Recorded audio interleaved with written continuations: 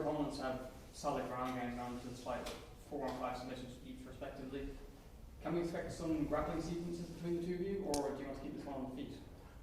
I think my opponent's definitely going to look to grapple. I don't think his striking is strong enough to withstand a striking battle with me. He's going to be looking to clinch.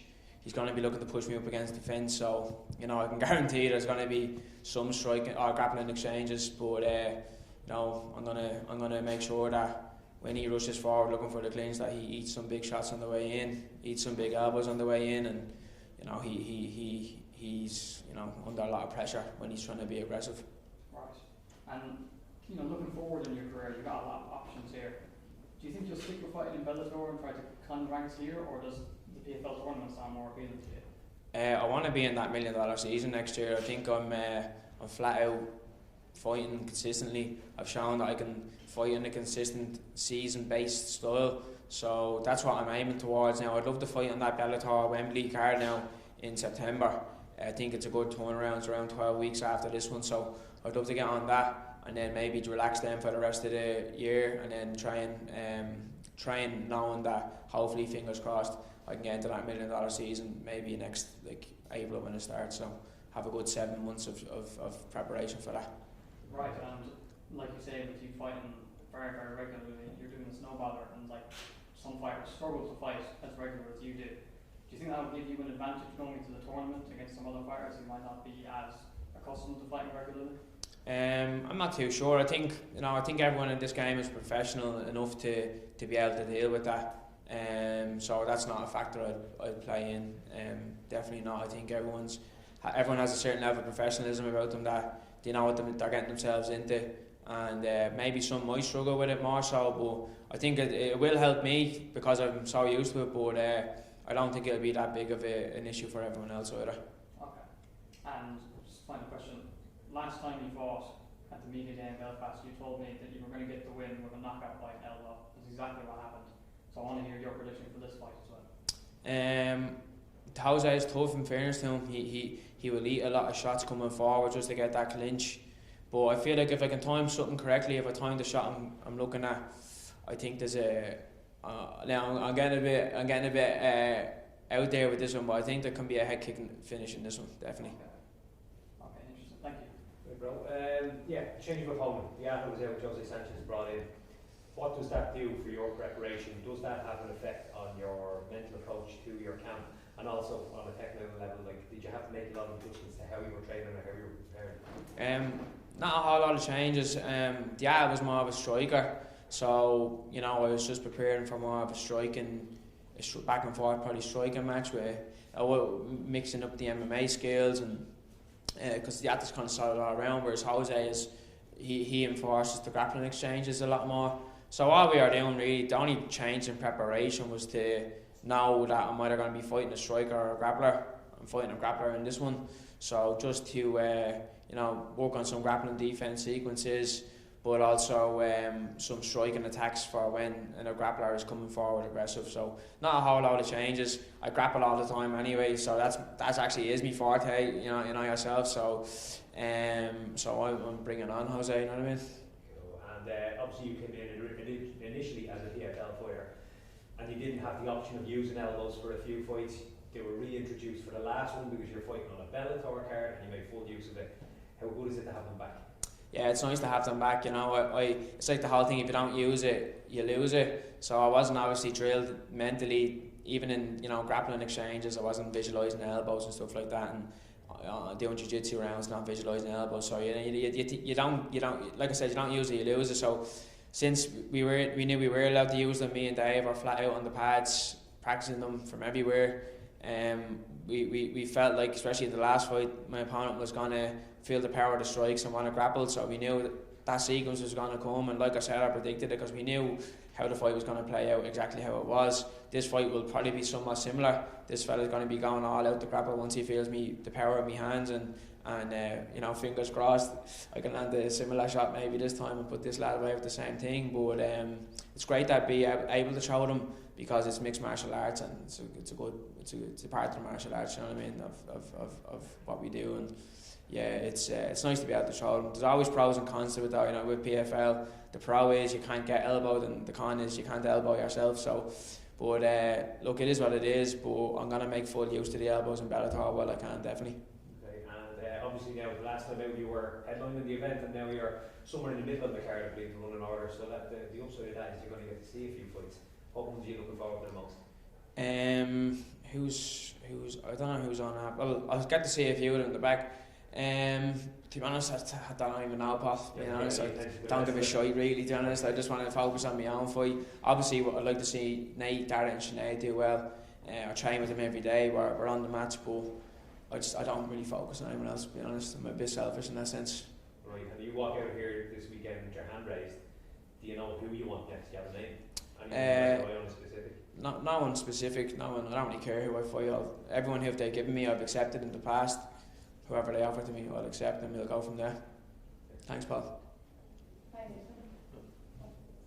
Promoting yourself is a big part of this game, this sport. Yeah. With so many great high-level Irish fighters on this card, is there like an internal rivalry of who's gonna get the best highlight reel? Do you have that? No, that's not.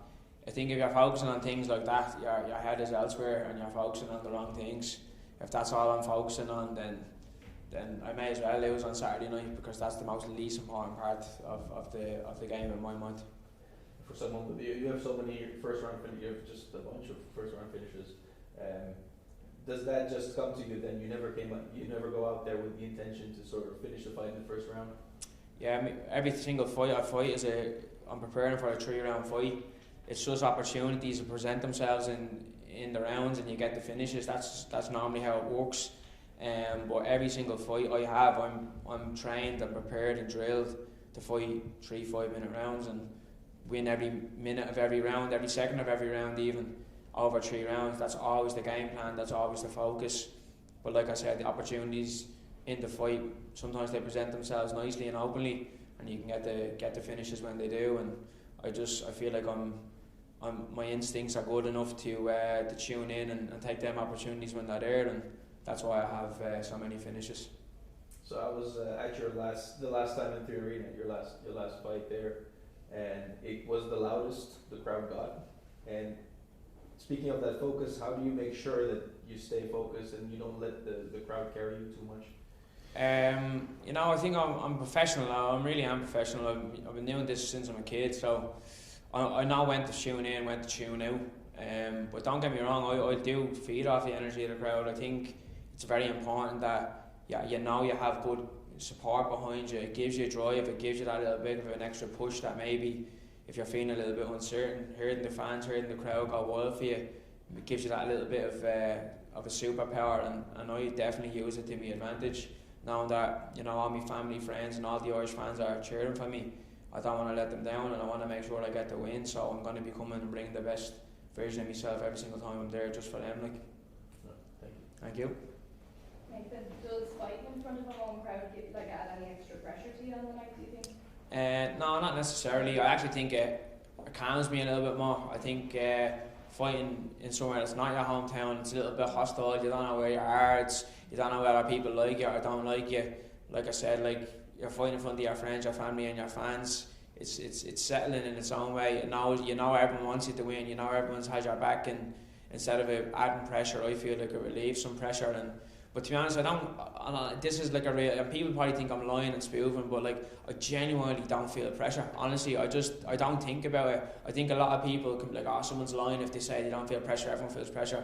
I suppose maybe in some way there is a little bit, but I think I'm able to tune out my brain perfectly to not have that pressure going on, and not stress myself out too much. I'm fairly certain of the fight is going to be the fight on the night, no matter who's watching, how many's in the crowd, who's for me, who's against me.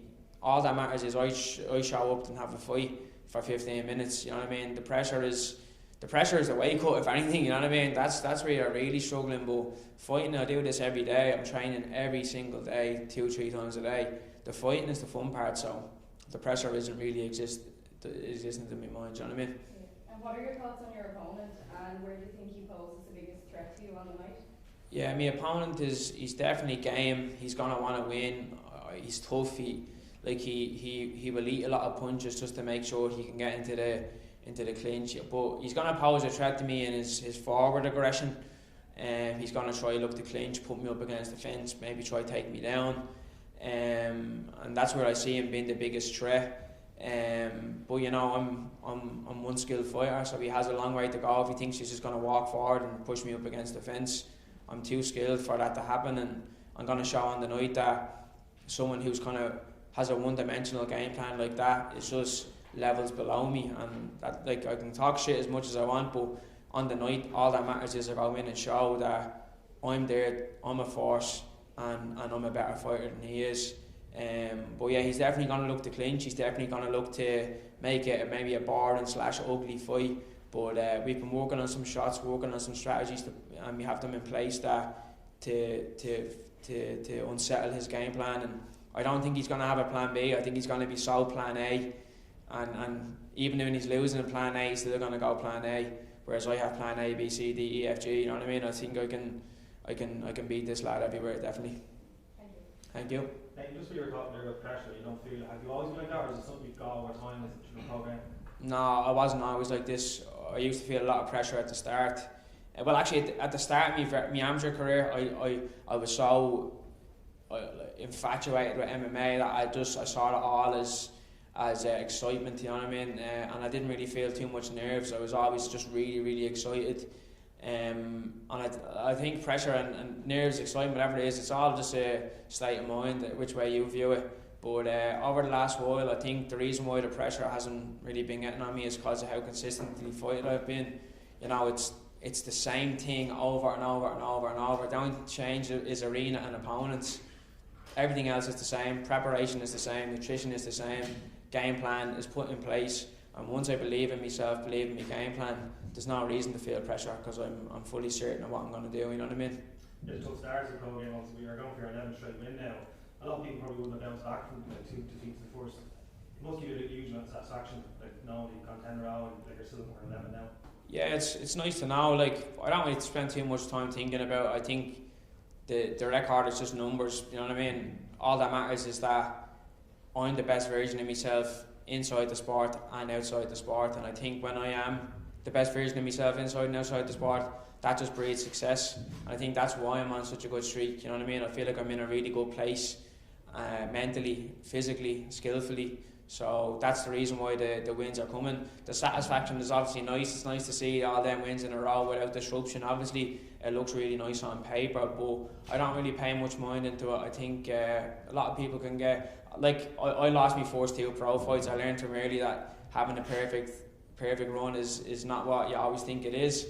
So I put a lot of time and pressure on myself at the start to make sure I'm going undefeated and blah blah blah. And now I just don't care about it. I just fight to the best of my ability, and what happens. But yeah, no, I'm going on as if I don't appreciate it, but it is still satisfying. You know what I mean? It's nice to know that I'm on a good run and I have good support behind me while I'm on this good run. Do you know what I mean? Cheers. Thank you.